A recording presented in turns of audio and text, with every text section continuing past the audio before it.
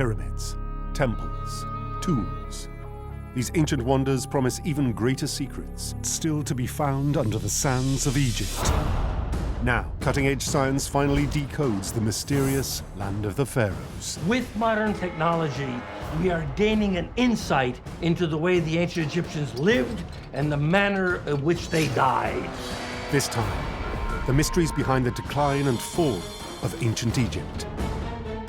Did volcanic eruptions thousands of miles from Egypt help take down the pharaohs? Climatic and political instability, that's when it's going to cause a major change. Can scientists recreate the face of a wealthy woman who lived in ancient Egypt's final years? We're essentially bringing her back to life. For the ancient Egyptians, this is life after death. And are the monuments that did survive Egypt's fall now doomed to destruction? We risk losing Egypt's heritage forever. Ancient clues unearthed, long-lost evidence re-examined, precious artifacts brought into the light of the 21st century. These are Egypt's unexplained files.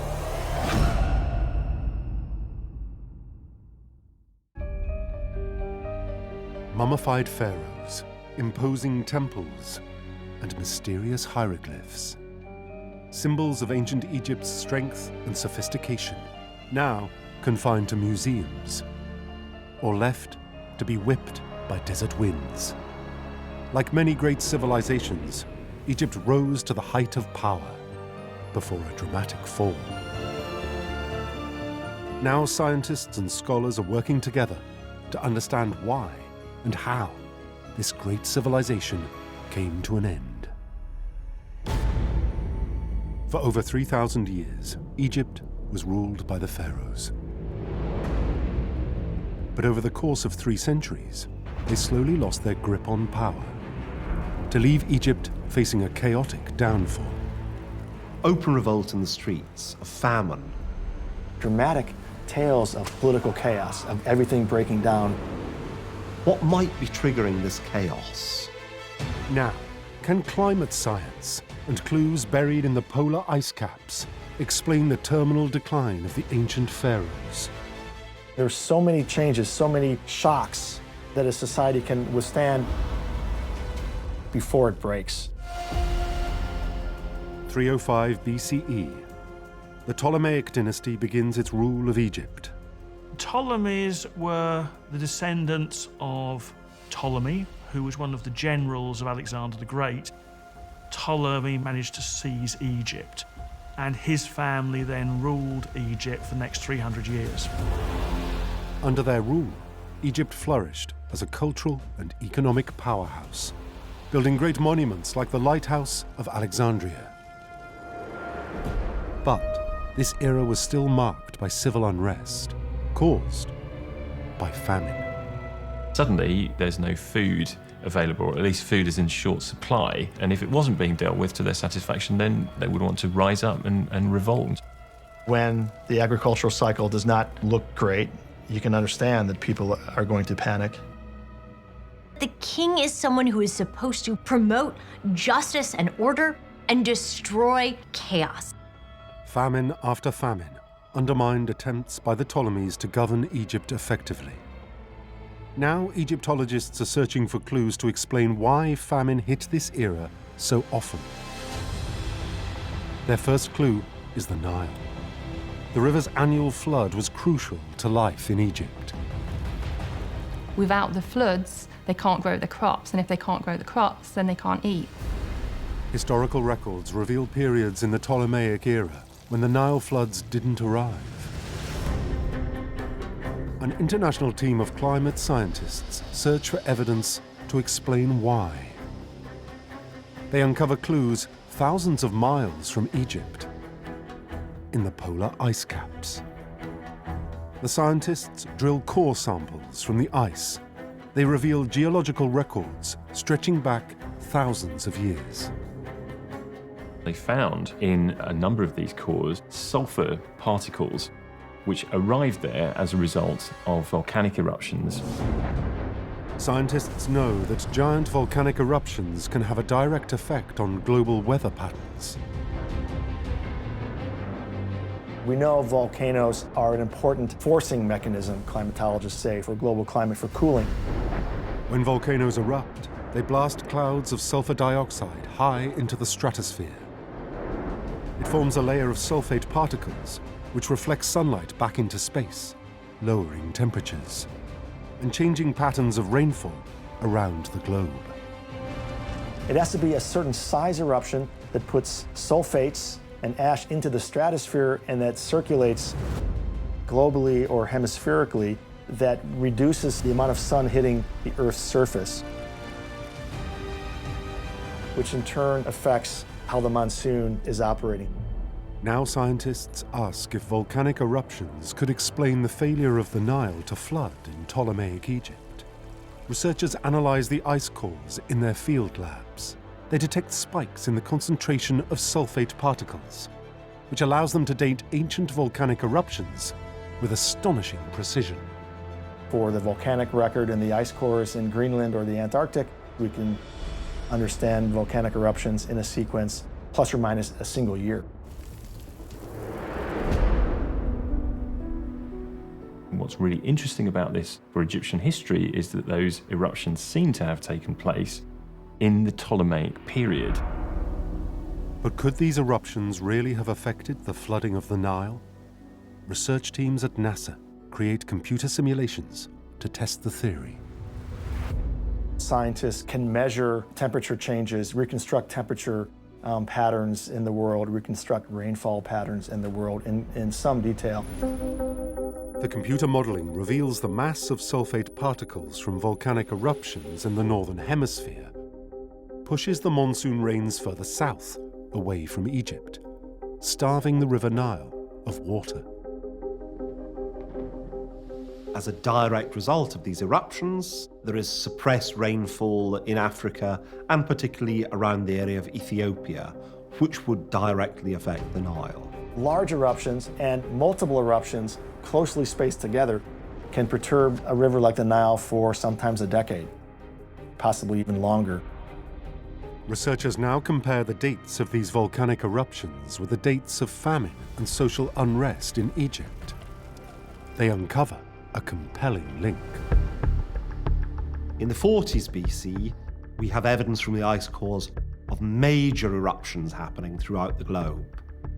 And in Egypt, we have the Roman writer Pliny recording that the Nile has reached its lowest ebb ever seen. This results in major starvation throughout Egypt and also in major civil unrest. Surely this must be more than mere coincidence.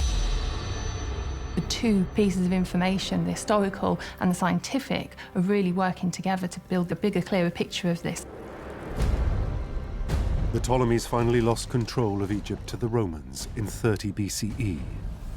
But science has now revealed that it was not just the Romans they had to battle. For centuries, their rule was undermined by dramatic climate events brought on by volcanic activity thousands of miles away. Climatic instability coming at the same time as political instability, that's when it's going to cause a major change. We have outsiders sitting on the throne of Egypt, and what the Egyptians see is starvation. They see the Nile failing to flood. They have genuine concerns about the people who are running the country. The climate change undoubtedly destabilizes Egypt.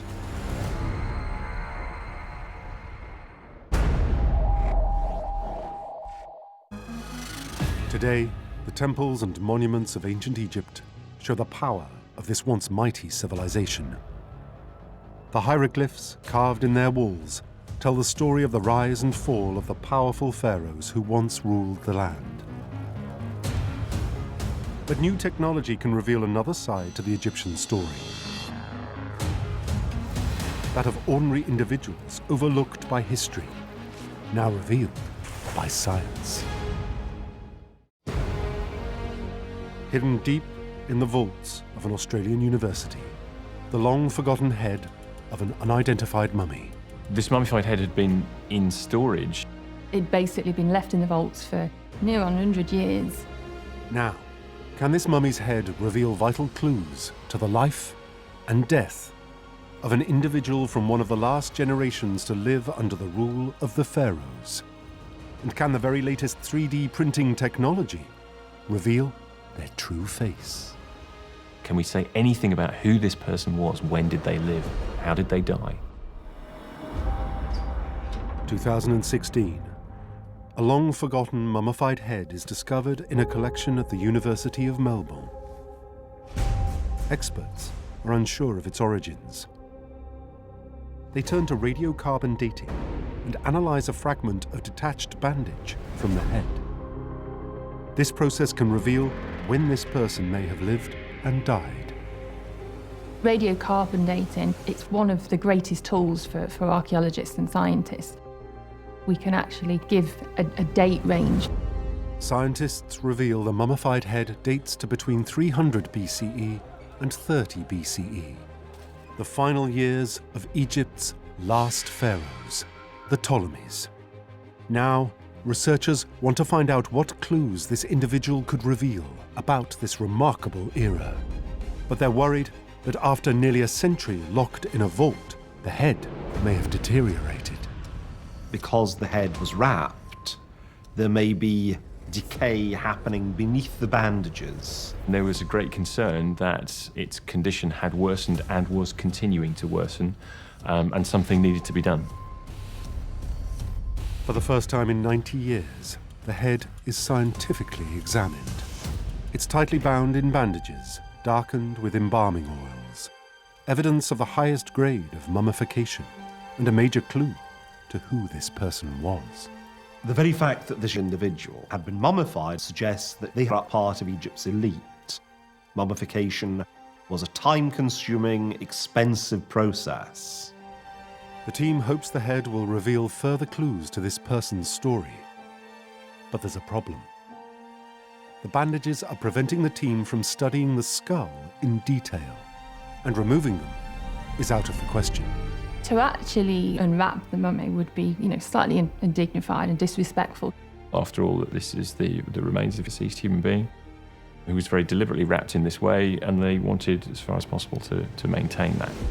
Science offers a solution: a CT scan. It allows researchers to see right inside the head without damaging the bandages. They're astonished by what is revealed.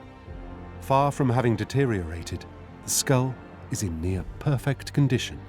It allows researchers to take precise measurements that determine the gender and age of this ancient Egyptian. Based on the bone structure, the angle of the jaw, the roundness of the eye sockets, this was definitely the skull of a woman. To determine the age, the first thing that we would look at is the teeth. They was able to age, this is a young female in her sort of 18 to early 20s. The researchers name this woman Meret Amun. It means beloved of Amun, the king of the gods in ancient Egypt. Meret Amun would have witnessed great changes to the Egyptian way of life, brought about by the Ptolemies. They influenced Egyptian culture in numerous ways. The Greek language becomes established as the principal administrative language. They introduce currency, architecture, and art takes on a new Greek influence. And this is the world in which Meret Amun lived. Meret Amun may have been of high status, but researchers discover evidence in the CT scans that while she may have enjoyed the privileges of wealth, she also endured agonizing pain. The scans reveal missing teeth, vast amounts of tooth decay, and exposed dental roots.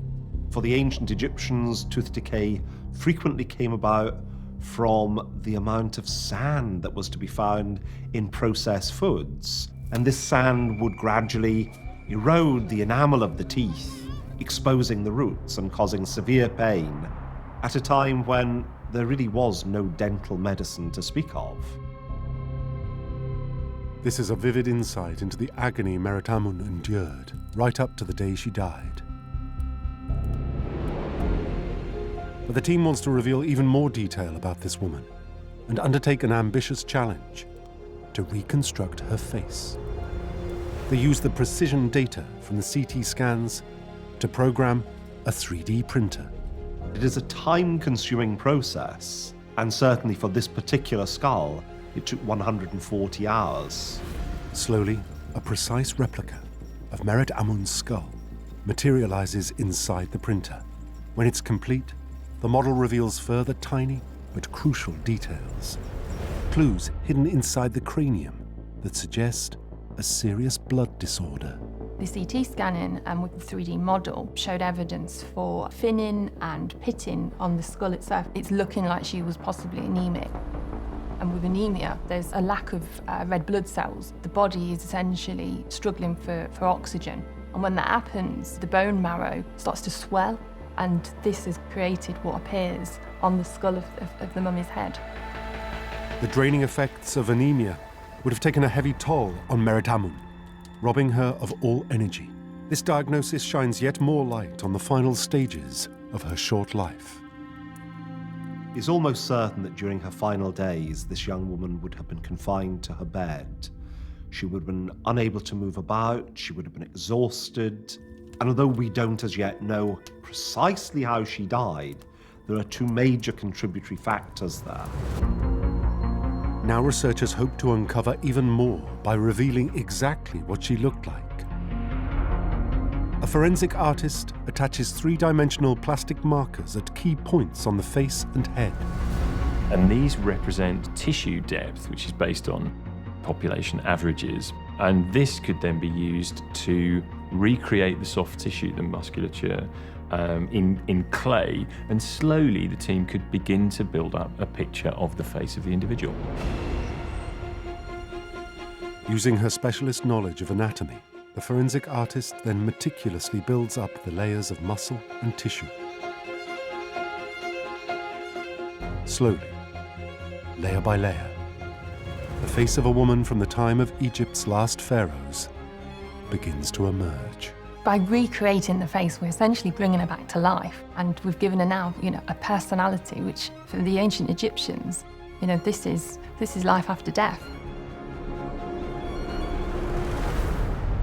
Finally, the true face of Merit Amun is revealed.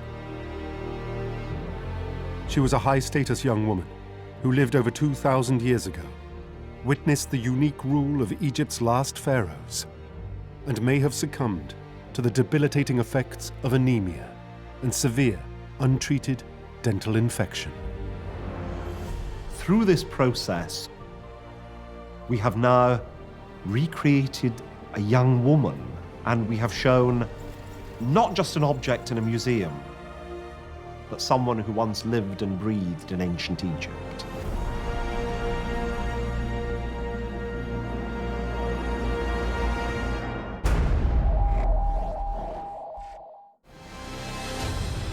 The rule of the pharaohs endured for more than 3,000 years, until its final collapse following the death of Cleopatra in 30 BCE. The era of the great dynasties of Egypt was over. Today, archaeologists still scour the landscape for the remnants of this golden age, searching for evidence of this ancient people in the vast cities where they once lived. For decades, archaeologists have looked for a lost ancient capital that seems to have vanished from the face of the earth. It was known as Ichtawi. This was the capital in the Middle Kingdom. It's the center of Egypt at that period. So where did it go? How do you pinpoint a lost city buried beneath the sand? Now, can Egyptologists combine the tried and tested method of ground coring with remote sensing technology to finally track down this missing metropolis? Ichtawi was once a flourishing capital until it experienced a fatal decline and was lost forever. In 2015, archaeologists initiated a new search for this ancient city. They began by looking for written clues. We have textual references to Ichtawi, the Middle Kingdom capital of Egypt in the 12th dynasty. The kings of the Middle Kingdom hail from an area near to Fayum, so we can expect an enormous city, but it's not there. Ichtawi was documented as Egypt's capital for 350 years until around 1785 BCE. But no physical evidence of this city has ever been found. The written records link the city to King Amenemhat, a ruler from the Middle Kingdom. His pyramid still stands at El Lisht in the Fayum region. The theory is that it was built to overlook the capital he once ruled. We know approximately where it is, but that area is still 10 by 10 kilometers, which is a big area to research. Plus, it has been buried, probably under meters of mud. And that's really not possible with the traditional techniques. The location of the ancient king's pyramid is a starting point, but investigators need a way to narrow down the search area. They turn to satellite imagery for help. It allows them a wider view of the landscape of this part of Egypt, from 450 miles above the Earth's surface. We have to rely on satellite imaging now. New techniques are helping add to our toolkit in order to try and find these cities when they're lost without a trace. Satellite archaeology enables us to find all these disturbances and differences in the surface. If you see differences that don't look natural, but that form straight angles or lines or circles, then you know something is up.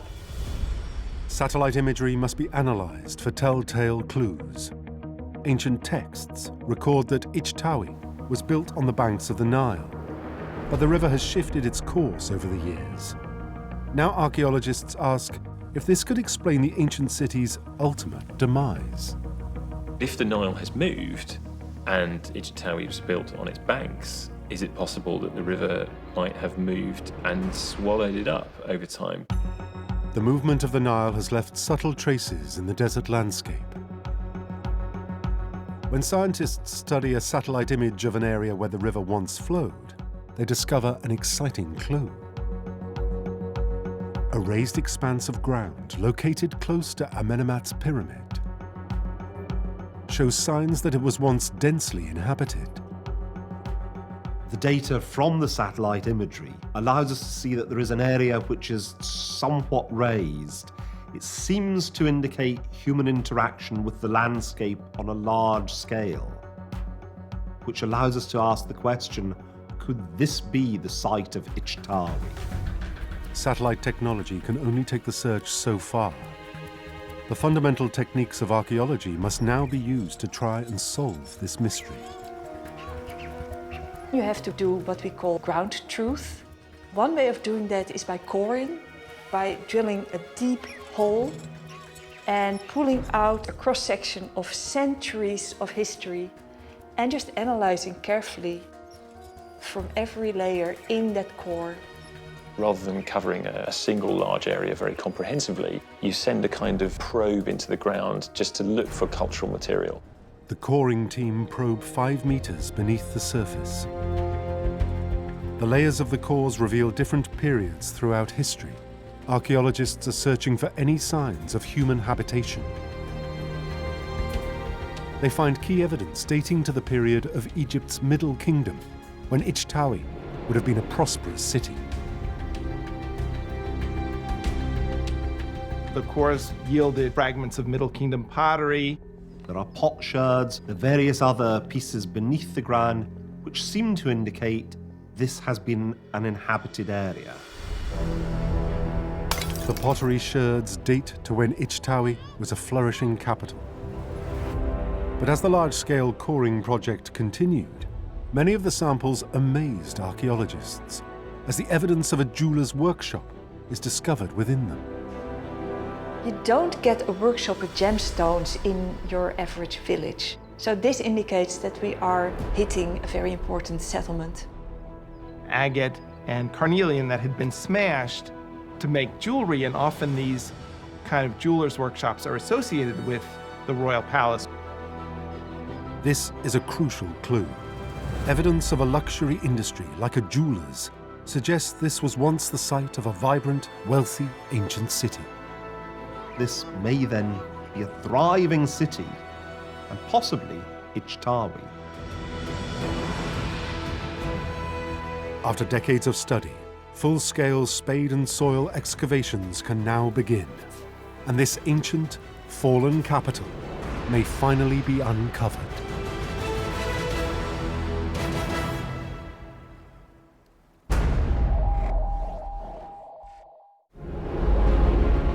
Egypt's breathtaking cities were once the envy of the ancient world.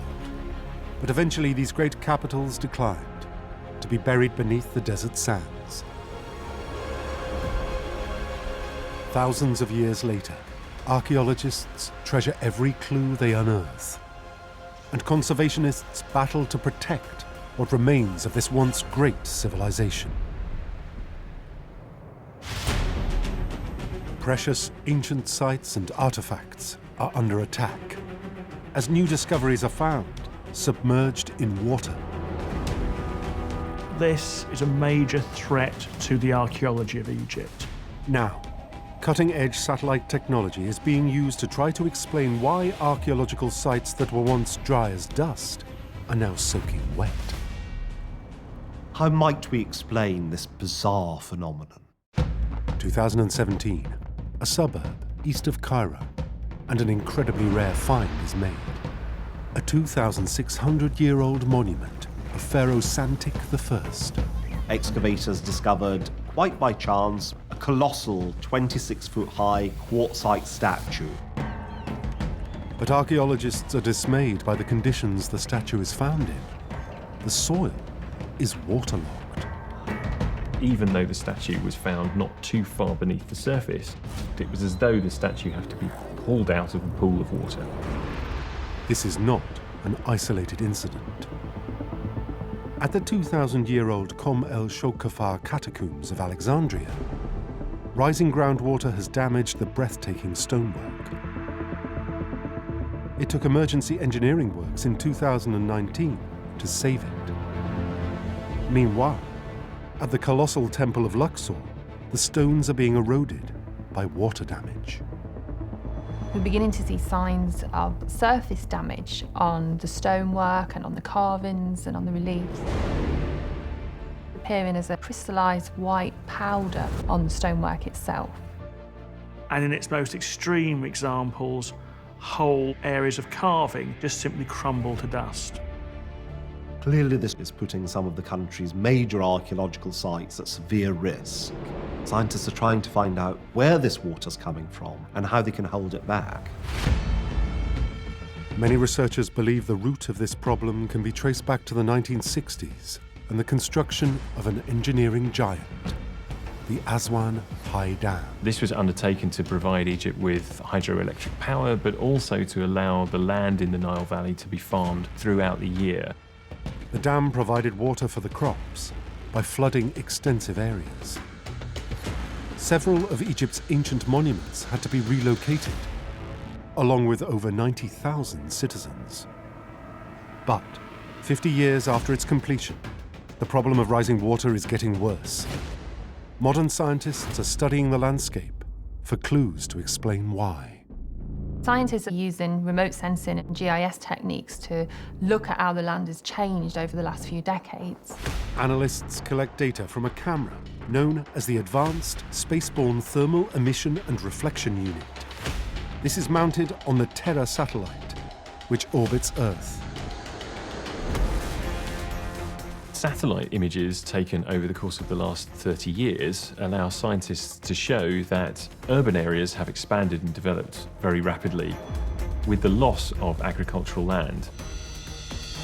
The images show changes to how the remaining farmland is being cultivated. Areas of the desert are now being reclaimed for farming, which means that water is now being introduced into parts of the country which were previously completely bone dry. Scientists believe that the flooding caused by the Aswan Dam to help farmers has also led to a rise in the level of groundwater. Now, as modern farming and irrigation intensifies, the water level is continuing to rise even further. All this agriculture requires an awful lot of water to sit on the land, more or less permanently, right the way throughout the year. And this has had a knock-on effect. They're basically pumping out more water from the Nile, and this is causing more of a runoff of water, which in turn is then going to affect the archaeological sites. Egypt is turning slowly into a swampland. Walls which were many meters away from any source of water now have water directly underneath them. For archaeologists, this is disastrous. Some of the nation's most important sites are facing imminent danger. But even more alarming, the rising waters may be destroying a multitude of undiscovered artifacts right now. The reasons why we have so much material from ancient Egypt is the dry conditions have meant that organic materials have survived.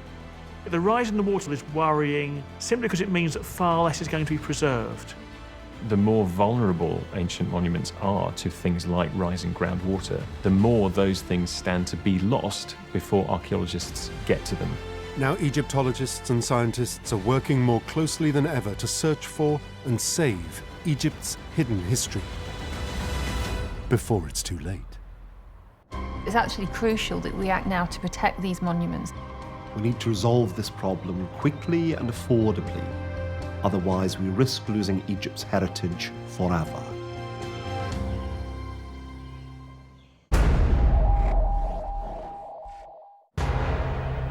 After the death of Cleopatra, Egypt fell to the Romans. And the power and influence of the pharaohs was lost forever. But for ordinary citizens, life continued as a new culture flourished in a new Egypt. These portraits were found alongside carefully preserved mummies. They're unlike any depictions of ancient Egyptians. They show the faces from after the fall. A new ruling class revealed in unprecedented detail. You're instantly struck by their expression. They're so lifelike. Now scientists ask if the extraordinary details of these paintings could contain clues to the rare health conditions suffered by Egypt's new elite. Can the Pharaoh mummy portraits tell us even how those individuals lived and possibly died? In 2016, a team at Chicago's Northwestern University analyzed a selection of striking images. They were discovered south of Cairo, in Fayoum. Many of these portraits were found covering the face of a mummified body. Where earlier Egyptian artwork was highly stylized, these images are extraordinarily lifelike. It doesn't look like something I would put on a mummy. They literally look like just portraits, like as if you would put a picture on a wall of someone. They really wanted you to see a more lifelike representation of the person. The portraits depict wealthy Egyptians who lived during the first 3 centuries AD. This was a time during which the Roman Empire consolidated its rule over Egypt, and Mediterranean customs influenced daily life. This time Egypt's quite a multicultural place. You see Greek and Roman styles of depictions of the faces, for instance, very Roman-looking realism, Greek style of decorations in terms of the hair, the jewelry, but then a very Egyptian idea of putting a body in a sarcophagus and mummifying it. The portraits represent the cosmopolitan nature of Egyptian society at the time. But scientists believe these portraits can tell us much more about the changing culture of Egypt under the Romans. The Fayoum portraits, incredibly, might offer scientists an opportunity to say something about the health of the individuals and the diseases that they might have been suffering from. Researchers at Northwestern University begin by analyzing each image under different wavelengths of light. With modern scientific techniques, we're able to analyze the Fayoum mummy portraits in the way that we might be able to analyze a Renaissance painting. Using photogrammetry techniques, we can begin to understand the sort of processes used to make the object, technologies, but also the kind of materials that would go into creating these objects. This process reveals the special pigments and complex techniques used in each portrait. For researchers, it's clear the artists went to great lengths to create the highly realistic images. Like this portrait of a young man. medical experts ask if the drooped features depicted in the portrait could be evidence of a neurological disorder. To find out, scientists turn to his preserved skull and subject it to CT scanning.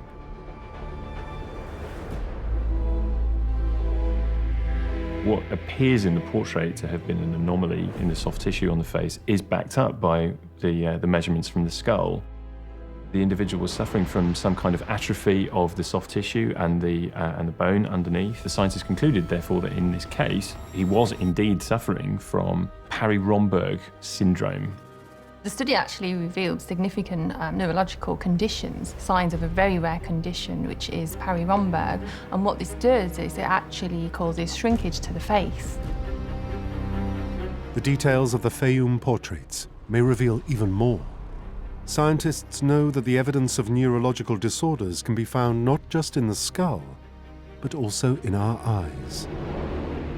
Medical science is beginning to just use people's faces to recognize disease. For instance, strokes or other kinds of ailments that may occur can be recognized using a facial recognition software. The eye is often the first part of the body to be affected by neurological diseases. Researchers now ask whether the highly detailed depictions of eyes in the Fayum portraits could hold further clues to other disorders suffered by these Egyptians. We can begin to apply the same technologies to look at these ancient portraits. In modern medicine, doctors measure how light is reflected from a patient's corneas. If these corneal reflections are not symmetrical, it can be a sign of a neurological disorder. In the Fayum portraits, the corneal reflections are represented as flecks of white paint. Now, modern scientists are actually looking at this for evidence, possible health disorders from a neurological point of view. Just like doctors diagnosing a modern patient, researchers measure the position of the corneal reflections. When they compare the results to data taken from the actual skulls, they're astonished. Scientists are able to say that the way the eyes look does suggest that they were accurately capturing what are the signs of neurological diseases. Science is telling us that these Fayum portraits are more than just pretty pictures. In many cases, it seems, the artists did accurately capture the conditions that some of these people were suffering from. The portraits of the Fayum mummies are not idealized, airbrushed images, but are as close as we have to photographs of Egypt's new cosmopolitan elite.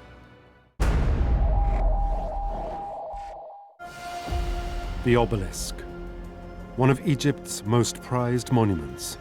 Today, many lie scattered across the globe, in cities like New York, London, Paris, and Rome. They are now symbols of the fall of this great force of antiquity and the loss of its dominance to new seats of power. Only 28 Egyptian obelisks remain standing, each of them a towering giant. Obelisks are the ancient world's skyscrapers. For miles and miles away, people could see these things standing tall. They're ancient feats of engineering. Now modern researchers are asking just how the Egyptians, equipped with only basic tools, carved these behemoths.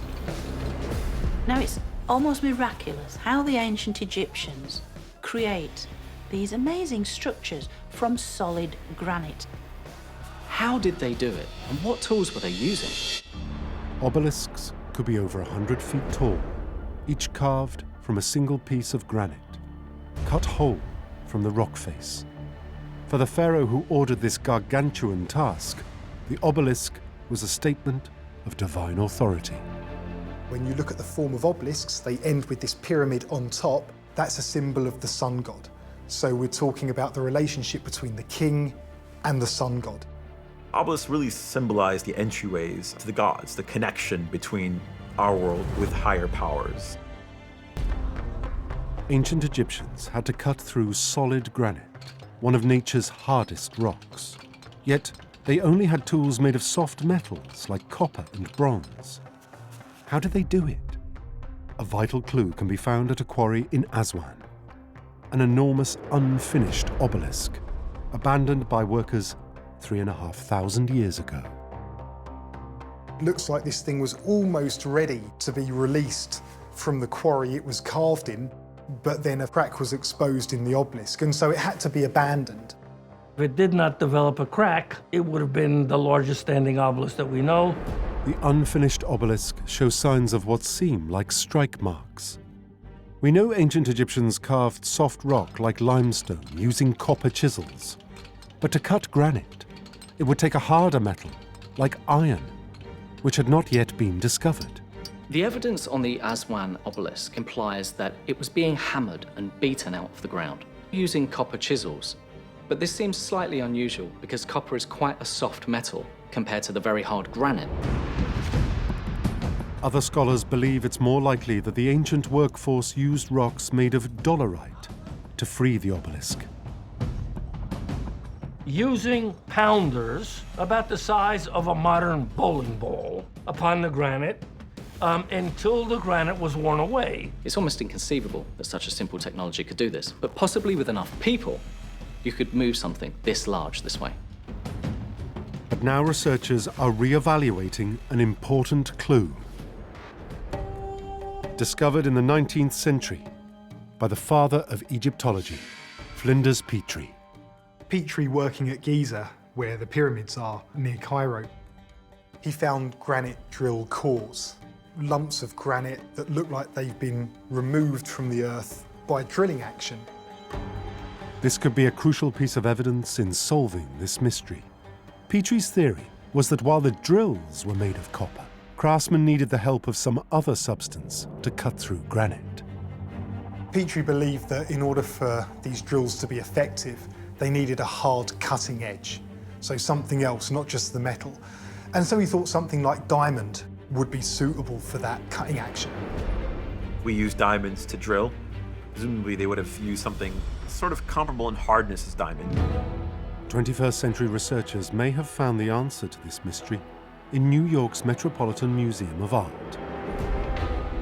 There is an object which perhaps doesn't look like very much, but actually is telling us an awful lot about how the Egyptians were able to work stones like this. This piece of ancient sculpted stone was discovered in Amarna in the late 19th century.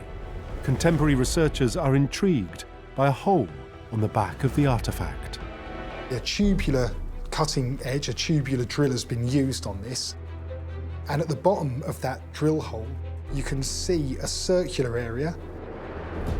There are traces of some kind of abrasive powder that they used to remove this section. This fine powder could finally explain how Egyptians cut through hard granite with soft copper. The fragment is taken immediately to the lab to be examined. This powder's been studied by electron microscopy, and it's been shown to be made of a mixture of various substances, but two of those stand out. There are green fragments, which seem to be from bronze and copper, perhaps the remains of a drill, and there are red angular crystals in there as well. Scientists analyze the red crystals and identify them as corundum. It's one of nature's hardest materials, second only to diamond, and many times harder than granite. Corundum's actually a super hard crystal, and that's what we seem to have fragments of here, but it's still used today because it can scratch just about any other gem. Today, corundum is used to coat the cutting surfaces of industrial drills designed to cut through rock. Now science has revealed that 3,000 years ago, ancient Egyptians did exactly the same thing to carve their vast obelisks. The obelisk is beginning to reveal new information to us. Now we're learning much more. We're learning about the way they were made. That's beginning now to be peeled away by new techniques and technologies available to us. It's evidence of the ingenuity of the ancient Egyptians and of their ability to make the most of their natural resources to overcome seemingly insurmountable tasks. The more we study ancient Egypt, the more we are aware of just how attuned they were, of how nature works.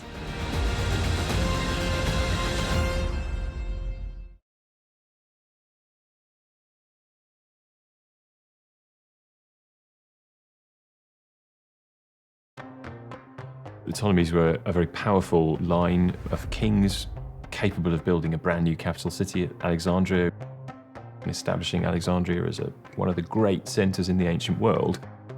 When Alexander the Great conquered much of the ancient world, the Eastern Mediterranean, when he died, he left his generals in charge. And in Egypt, those generals are known as the Ptolemies.